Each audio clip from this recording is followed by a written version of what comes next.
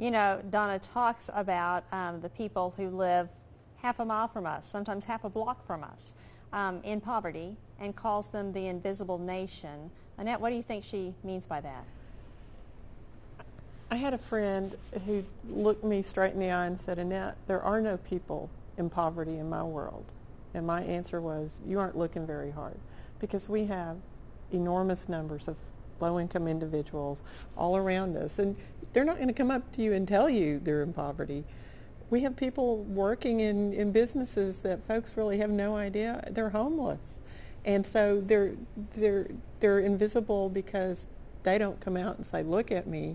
They're invisible also because we really don't want to look at them. We don't want to recognize the problem because we don't know what we can do about it. But I think Donna's given us some good tools in our community to address those issues, and it has changed. Her training has really changed the way I look at the world, the filters I hear with, the filters I see things with, and it's amazing work, and she's an amazing lady.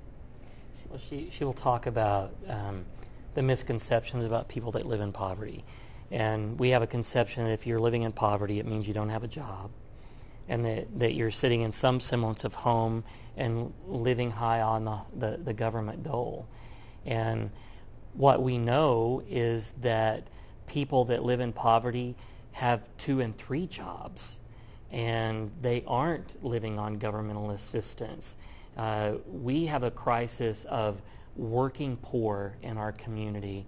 And that's when she talks about the invisible nation, I think that's what she's talking about, is they're working alongside you, and because they're in a place of work with you, you're making assumptions that they're not living in poverty when they could be living in their car rather than a home.